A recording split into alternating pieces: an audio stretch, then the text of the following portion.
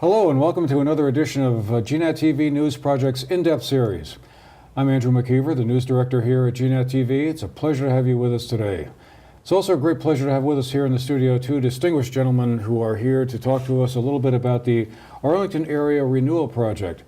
Many of you have probably heard a little bit about the effort that's been underway in Arlington since last summer, last fall. A series of meetings have been held, committees have been formed, and these two gentlemen here are going to tell us a little bit about what's been going on and where things are going to be headed in the future. With us today are Jim Baker, who is the project coordinator of the Renewal Project. Many of you probably remember Mr. Baker as the former commander of the Vermont State Police. He also served as the police chief in Manchester for a couple of years and also in Rutland. Alan Shorn is a business owner. He's the owner of ChemClean in Arlington and is the co-chairman of the Economic Development Committee. So we're grateful to have both of you here today, and thank you for making the time available to share with us a little bit about what you've been doing and where you see this all going in the future. I guess just to get us started, Jim, let me turn to you here. I mean, what prompted the need for this initiative or renewal project? What was wrong with Arlington in the first place that made you think that something like this was needed? Well, first of all, Andrew, thanks for having us. We appreciate it. You know, to answer your question, there wasn't anything wrong with Arlington. I think Arlington and the Arlington area, because we like to think of our neighbors in Sandgate and Sunderland as part of the conversation that we're having in Arlington, doesn't look much different than a lot of the other towns in Vermont. And quite frankly, a lot of the other towns across the country, rural towns, where the demographics have changed significantly, and you're challenged. You're challenged to find volunteers to work on what used to be, you know, certain groups in town, the Lions Club, the Garden Club, the Rescue Squad, the Fire Department. People are struggling to find volunteers. And who used to carry the weight of that used to be the volunteers that added that social fiber to the community that made the community vibrant. And what happened is a conversation started in early 2017 about some of the challenges that Arlington was facing. Some businesses had closed. People were feeling like the town was losing its shine. And on the heels of that, the homicide of Mrs. Jones in January of 2017 really put folks that had lived in town for a while on edge. And it started a bigger conversation about what could we do about that and how could we strengthen our institutions and add that social fiber to the community that makes it a place where people wanted to come live, play, work, visit. And when we started thinking about it, the town has so much to offer. The Badkill, it sits between two beautiful mountain ranges. We have two covered bridges in our area. You know, we have the rec park, which many communities would die to have that piece of land. And so how do we strengthen those institutions? And so a group got together and we started having those conversations. I got approached about returning from my job that I was doing in Washington at the time. And I was ready to come home anyway, and I agreed to come back and spearhead it. All right. So bring us up to date then on what's been going on so far. We heard a couple meetings at the high school in Arlington, very well attended at the MAC Performing Arts Center there. We heard from a number of people who were, you know, sort of lead speakers. A lot of interesting conversation, and as I mentioned earlier, a couple of committees have been formed. So I guess bring us up to date. How has that been going so far? Do you feel like things are moving in the right direction, or has it been a bit of a struggle? You know, we started in September with the announcement that we're going to go with this project. We really didn't start meeting until November. So we meet the first Tuesday of every month at the American Legion as a bigger group, and then the 6 committees have been formed.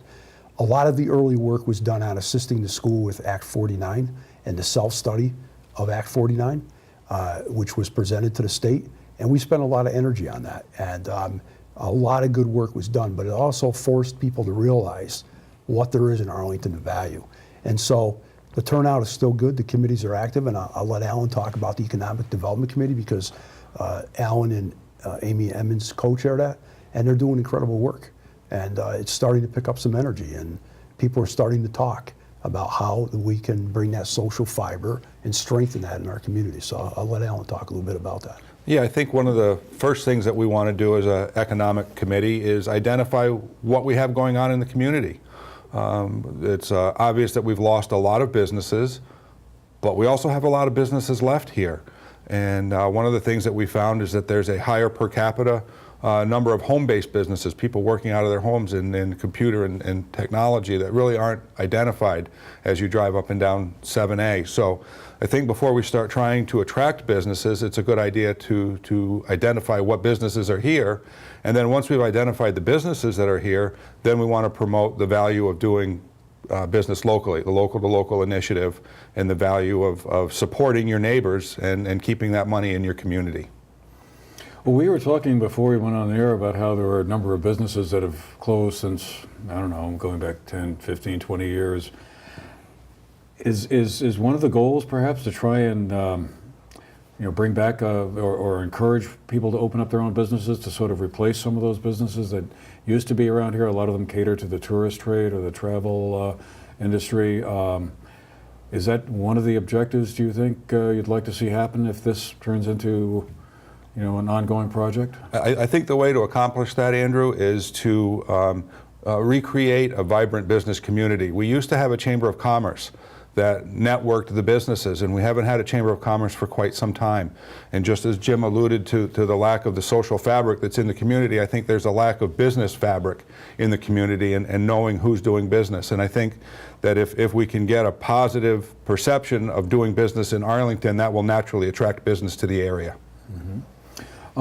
So what do you guys see as the main challenges to making this thing work? I mean, is it just sort of getting the word out and getting people involved and attracting people to help out, or is there just sort of, are you kind of fighting against like sort of a bigger trend, a mega trend kind of at, again, rural America is struggling all over the place, and maybe Arlington and Vermont in general, for that matter, is just kind of part of that.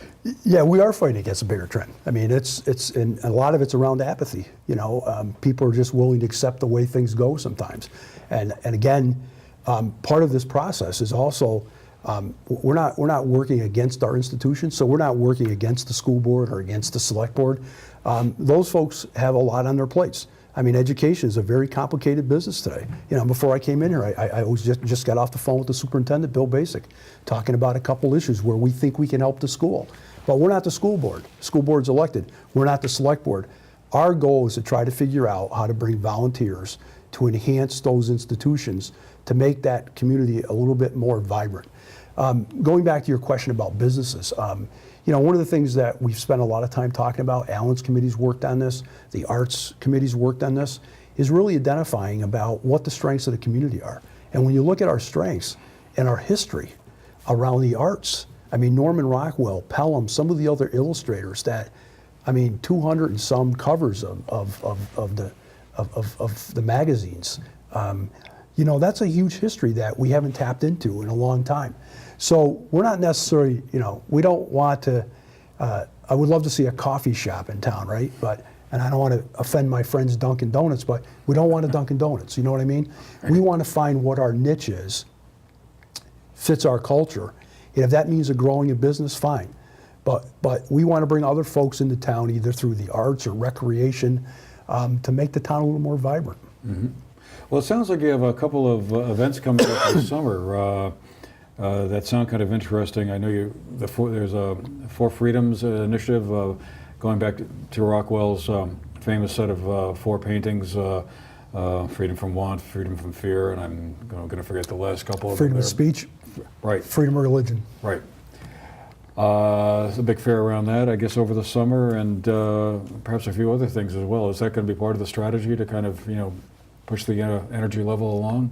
Absolutely. So we think, and I'll let Alan talk in a minute about, we're doing a renewal project celebration of community in May. And we're going to bring in one of our local artists, Julie Shea's band, and just have a community celebration about, again, tapping into what those resources are. And remember, when it comes to Rockwell and the history of Rockwell, we have his studio in our town. And the freedom of speech was a result of an Arlington town meeting that happened inside our town hall in Arlington. And what we're looking to do is take those historical events and really embrace those in the history of the town and figure out a way how we use that history to market the town for people to come visit, spend some time, take in the history, and maybe that's through recreation too. But it's not. Our end goal isn't to see 50 new businesses open up. Our end goal is to get that social fiber back, where people see Arlington as a place where they want to come live, send their kids to school there, maybe come visit, maybe open up a business. That's our end goal. Well, I know a big part of the effort revolves around the rec park, as you mentioned there earlier, a very prominent spot in Arlington. So I gather from watching the last meeting you held about a week or so ago, there's going to be a new rec park director, and also you're looking at acquiring a couple of properties that are nearby there. I wonder if you could tell us a little bit about that. Well, I think what I would say is we're not looking to, we work with the select board. I think there'll become a recommendation come forward that we think a rec director in town would add to the vibrant nature of the town. I don't know of a community in Vermont that isn't vibrant, that doesn't have an active rec director and doesn't have an active rec program. So we're not saying we're going to hire a rec director. We're making recommendations and helping to try how to fund that. And so we believe that recreation is one of those areas that we can build on that'll help grow the businesses. Absolutely. One of the things that I've found interesting about the overall initiative is how interrelated all the disciplines are in the committees, that what the Recreation Committee does can help attract business to the area, what the business does can help bring in revenue to support the recreation, what the school does helps attract students here and families to support the businesses, to support the recreation. As I've been following this along, one of the things that I guess I felt about it is that your committee, the Economic Development Committee, is really a key and a critical one. I mean, not that they all aren't important, but ultimately, I don't know.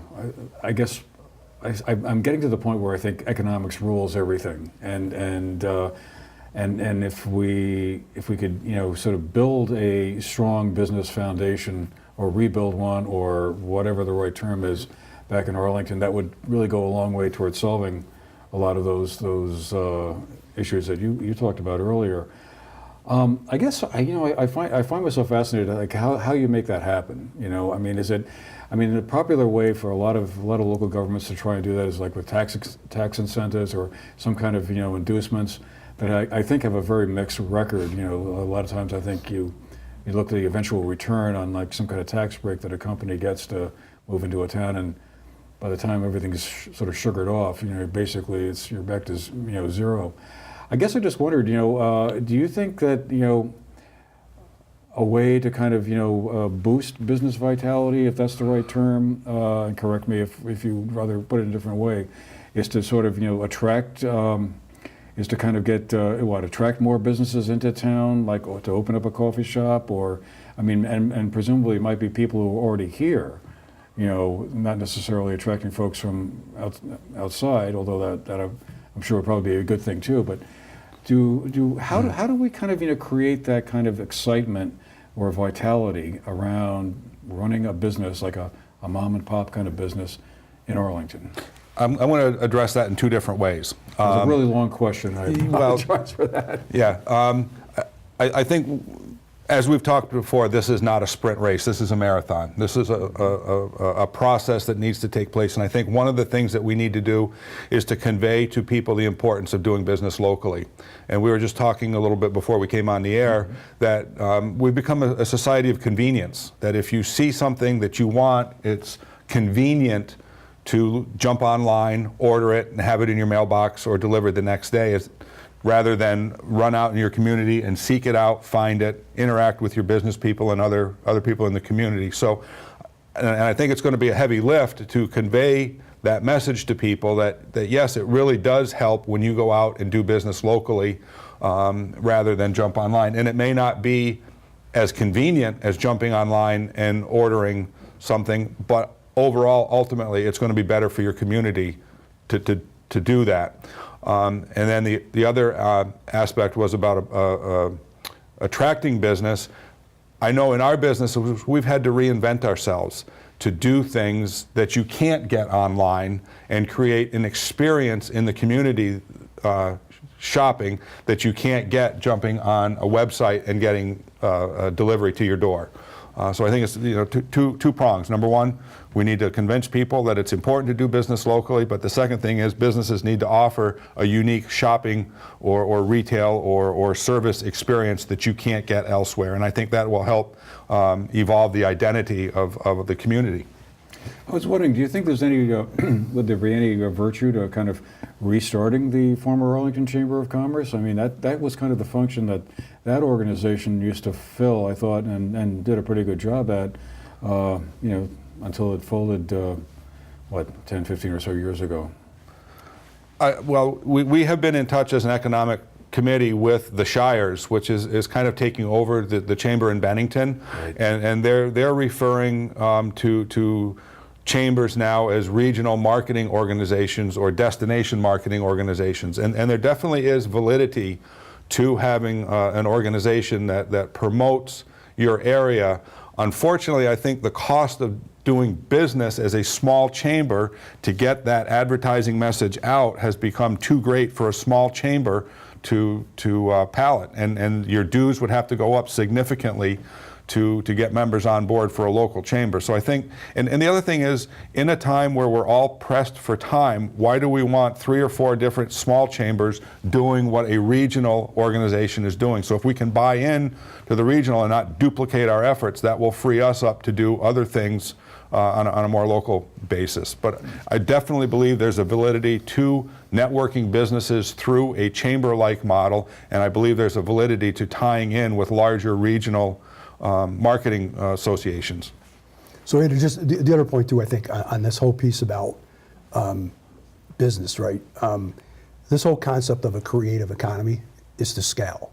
And so I saw this when I was the police chief in Rutland, and I never realized how much public safety tied into creating an environment where a creative economy could grow and establish. And I'll use for Rutland. Again, Rutland's a different dynamic because it's a city, and there's more population, and it's a center of county government or county seat, and state government is downtown, and it's a whole different environment. But out of that creative environment came the Kids Museum, and that drove people downtown. So to use an analogy of what we're trying to do, if you take a look at what Dr. Josh Sherman is doing up in East Arlington, and he's created the mill, he's creating an environment where professional artists, actors, choreographers, musicians can come, be creative, but also tie in the local history of the music. If that becomes successful, which we're very hopeful that Dr. Sherman's efforts will become successful, now that's part of the spin-off of the creative economy. You have more people coming into town, you can open up that coffee shop. I think talking about opening up a business and hoping people come is not a good, I'm not a business person, but I wouldn't take that risk. I would want to see the activity before we do it. So our goal is to create that creative environment and make people feel like it is a safe community. And that was one of the challenges with the homicide of Mrs. Jones. It was a very tragic situation that put people in very serious fear in town. And it was in the newspaper, and it gives a town like Arlington a very bad name. And again, people want to live in a community or come to the community that's safe. And so that's why the Public Safety Committee is so important. And the creative economy drives these pieces. But as Alan said, we've come to find out as we continue to talk in this process, you can't disconnect one of these committees from another committee. People want a vibrant school. They want a vibrant community, either to live in or to come visit. It's interesting that case with Mrs. Jones, because basically when you look at the numbers, Arlington is a very safe community. I mean, we've had a couple of forums now with the state police and other law enforcement agencies following up to that, and all the statistics that come out is like, well, Arlington is one of the safest places you can live in this entire county. So, and right, and again, Andrew, because I know you've been at the meetings, you heard me say this, and this is my criminal justice background. The reason why it's so important to create a vibrant community where people can thrive is because if, in fact, the individuals charged with the homicide of Mrs. Jones is convicted and found guilty in his day in court, The town of Arlington owns him. He grew up in Arlington, he went to school in Arlington. Something went drastically wrong, if in fact he's convicted of the crime, and he'll have his day in court. And when we took a look at this project, we factored into the idea that somewhere along the line, some institution let that individual down.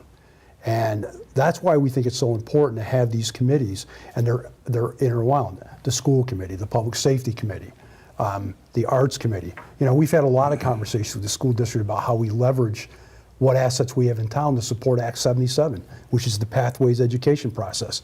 Not every young adult is going to go on to college. I know this year, I have a granddaughter, it's a senior in the school. She has a classmate who was going to go to college but decided to do an apprenticeship with one of the electricians in town.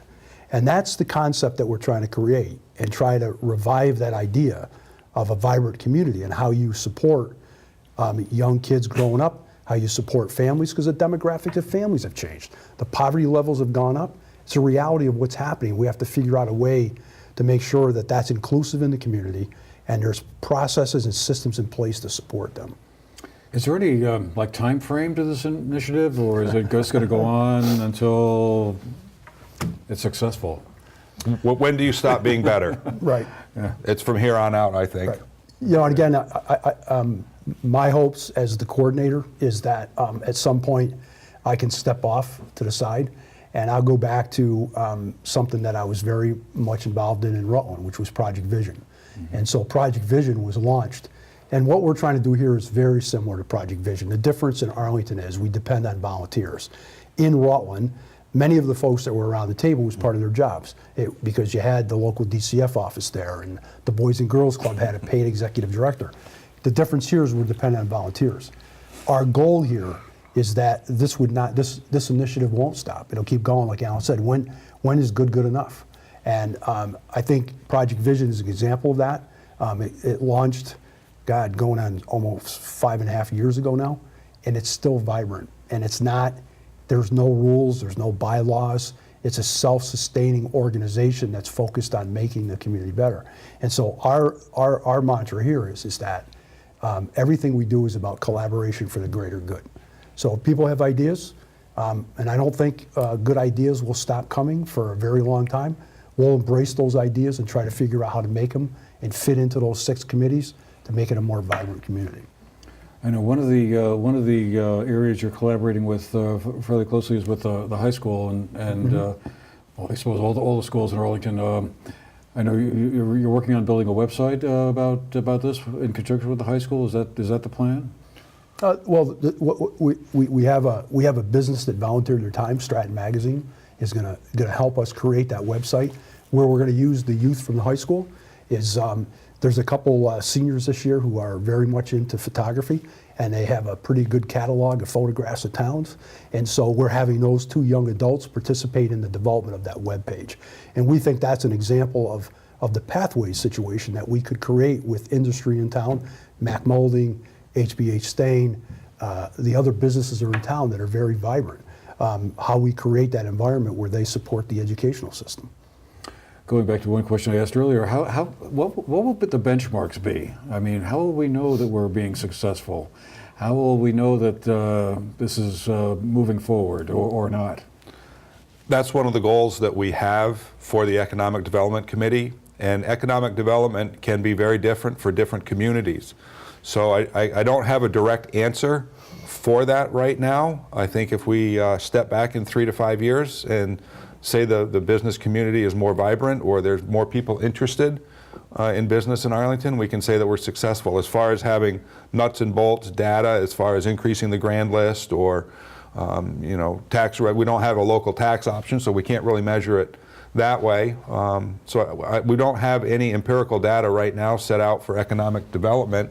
I think it will be more a subjective thing. But I think if we build a network and become more aware of our fellow business people, I think that will be a success in the short term. One of the things you've mentioned on a couple of meetings I've been at was that there are about 700 businesses in Arlington listed with the Secretary of State's office, and a lot of them are kind of invisible, sort of, or at least you don't see them with a shingle out on the side of the street. 700 sounds like an awful lot. I mean, the entire population of Arlington is only, what, about 1,500 people? Well, just to clarify on that, that was a search that Amy did on the Secretary of State website for 05250, 05252, and 05262. So that's Arlington, Okay. East Arlington, and Shaftesbury. We want to kind of get the north end okay. of Shaftesbury. And there are about 700 registered businesses on the Secretary's website for those zip codes. Still, that's a It's still impressive number. It's a lot. And remember, I said earlier that we have a lot of home-based businesses that, like you said, don't necessarily hang a shingle out.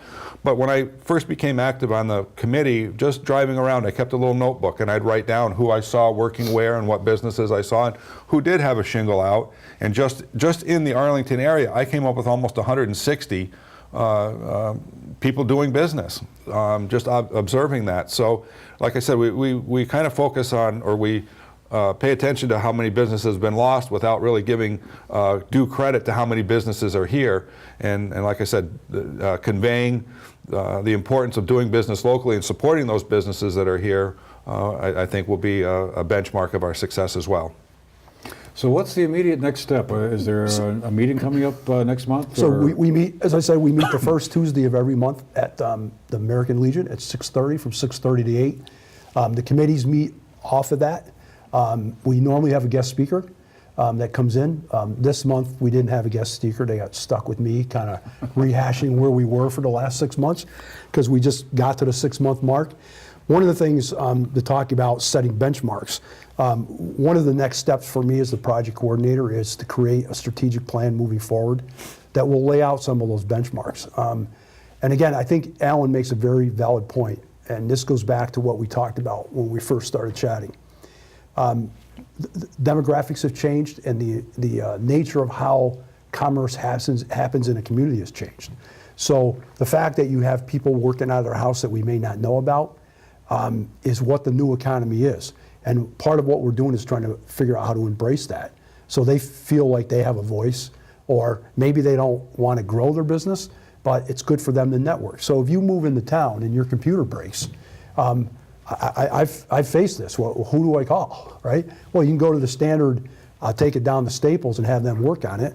Or as Alan said, I would much rather keep a bigger portion of the dollars I spend to fix that computer in my community, because that's what creates that creative environment and that creative economy that drives the health and wealth of a community. And so it's important to figure out who they are and figure out how that fits into the bigger picture moving forward. All right. Well, sounds like a great initiative, and certainly wish you both best of luck, and your other teammates there on the initiative. We'll be following it closely, and I know there are a couple of things coming up this summer that will be tying into that, and hopefully that will turn into a. Yeah, and I know we're running out of time, but I want to get on the radar screen. May 12th, it's a Saturday night, from 7 to 10. This will be coming out, save the date. We're doing a community celebration at the American Legion, tying in the arts and the businesses. We're going to have a little bit of a business fair in the sense that if a business is looking for some summer help, we'll try to pair a young adult in town with them. Julie Shea, who the band is a local band, it's got a big following, will be performing. And it's just kind of a night for people to come out and network. Right. And the other thing I have to give a shout out to, Andrew, is the support we're getting from the Keelan Foundation and from Mac Molding. They have been a huge player in this and are supporting our initiatives on a regular basis, and we're appreciative for that. All right. Well, Jim Baker, Alan Shorn, thank you both for being here today and telling us about what's going on with the Arlington Area Renewal Project, and hopefully it'll be a great success for all of us. Thank you. Thank you. And thank you for being with us today as well. It's been a pleasure having you with us today. This has been the GNAT-TV News Project's In Depth. We'll see you again the next time. Have a great day.